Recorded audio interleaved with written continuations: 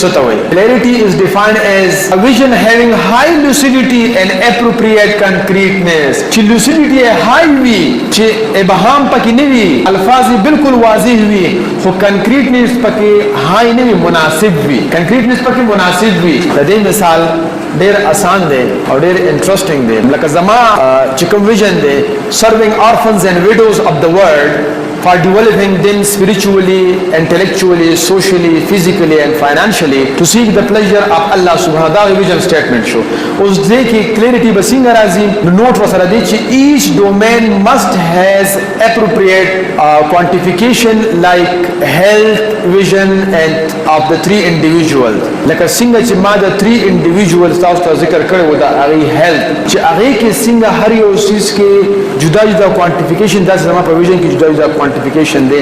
هغه څنګه دی سونه اورفنز با ز پر روان 40 سال کې سپورټ کوم، را روان 25 سال کې به څومره، را روان 10 سال کې به 5 سال کې به 2 کال کې به څومره.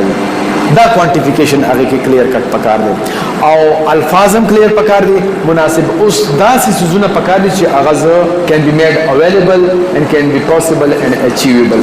اوس تاسو یو بل مثال درکوم چې clarity, appropriate concreteness. کله کله موږ کور جوړو، بعض خلکو سره پیسې ډېرې وي، نو هغه د ګلکار ته وایي استاد سیمټ پکې سم ډېر ور واچوه او هغه پلنې سرې نه دي دا ولا راوړه چې سم ورې مضبوطي ښه، نو سیمټ هم په سم ورته پي نو مضبوط خو ډېرې خو رنګ ډنګ ډېره بیکاره خیال مو کړي که نه. ځکه اپروپریټ کنکریټنس پکار دی، غیر ضروري خو بچو ریسورسز نه ضایع کوي. او کله کله خلکو ارکیټیکټ یو بلډینګ ډیزاین کړی وي پلرې پکې ډېرې نری وي، خو د هغې نه مضبوطي، د هغې نه مضبوطي ځکه چې هغه ساینټیفیک طریقې سره وي او اپروپریټ کنکریټ سیمټ هم پکې په صحیح مقدار وي، سریم پکې په صحیح مقدار وي او فاصله هم په صحیح مقدار سره کړی وي، نو هغه کمپیریټیولی ډېر مضبوط وي په نسبت د دغه ریسورسز ضایع کولو والا نه.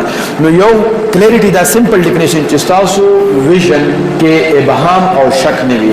دویم دی مناسب کنکریټنس.